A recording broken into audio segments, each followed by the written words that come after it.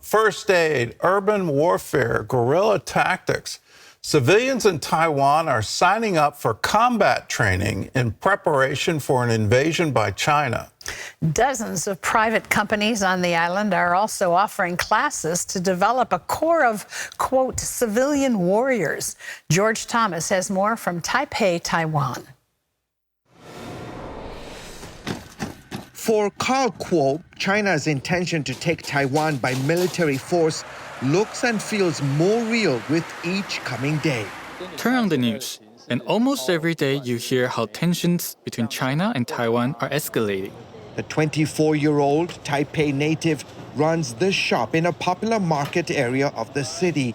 He says Beijing's military drills simulating a total blockade of Taiwan have his family thinking about how to prepare for war. We've discussed taking basic weapons training, getting more money out of the bank, storing some food supplies, and planning a possible escape route. Many here worry that if war comes, this thriving democracy in a strategic corner of Southeast Asia will be extinguished. We don't want to lose our way of life. Taiwan is a very friendly city, very friendly island, and people are good to each other. It's a democratic society where the leaders are elected, not by military force. Russia's invasion of Ukraine last year sent a chill across this island nation of 23 million people, with some drawing comparisons between Putin's obsession with taking over its neighbor and Xi Jinping's determination to annex Taiwan.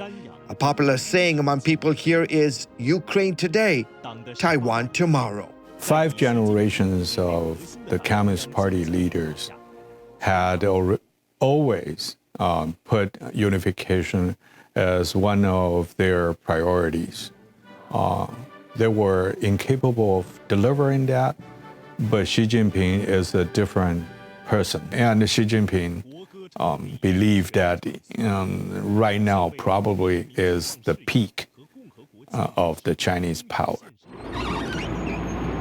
And that's why many Taiwanese point to Ukraine's continued resistance against a much bigger invading army.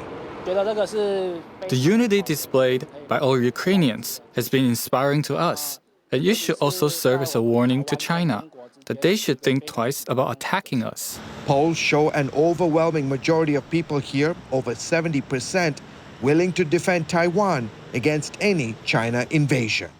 Taiwan has been paying very close attention ever since Russia began its military offensive against Ukraine back on February 24th. And as this island nation prepares for a potential invasion by her neighbor China, the one thing they're focusing on, just like they did in Ukraine in the initial opening days of the war, is the idea of creating a Taiwanese civilian defense force.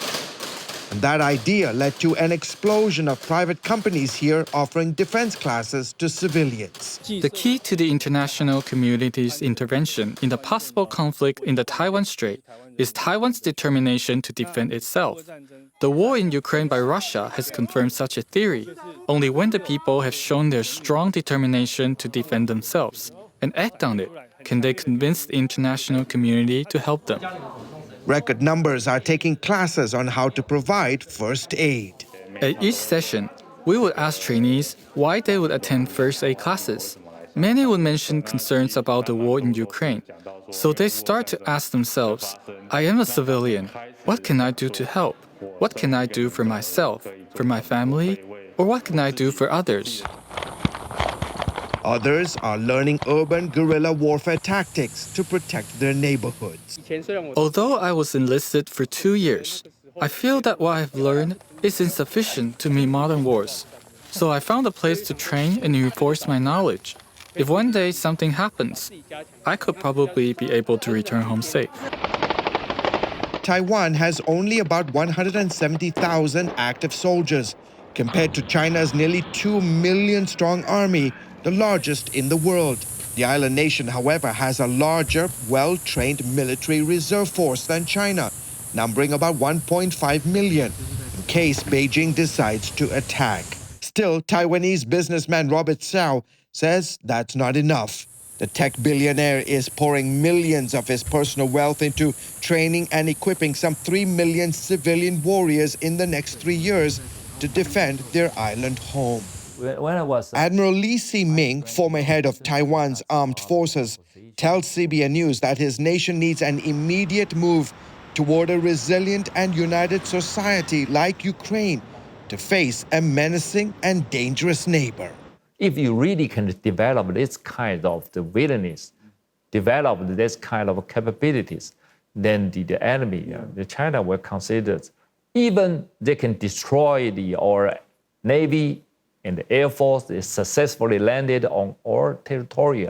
They still need to fight against our regular forces and a lot of the kind of civilian defense forces. Last week, China and Taiwan held dueling military drills as tensions continued to rise, as China deployed several dozen ships and planes to simulate sealing off the island. Taiwan's army held exercises with tanks, armored vehicles, and Humvees on the southern part of the island. This all comes as Beijing claims it is ready to fight foreign interference in the region, as well as any Taiwanese attempt to gain independence. George Thomas, CBN News, Taipei, Taiwan. Well, there's an in-depth look at what's currently going on in Taiwan and how the population is preparing for war. And if you think that's unlikely, please think again. President Xi, the current head of China, has told his military to prepare for war. And he's doing that on a very quick timetable. Will what's happening in Ukraine dissuade him?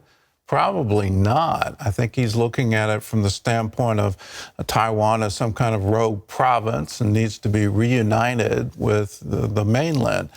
But it ignores the history, and it certainly ignores that there are two different systems. Taiwan is a thriving democracy. You've seen incredible success there.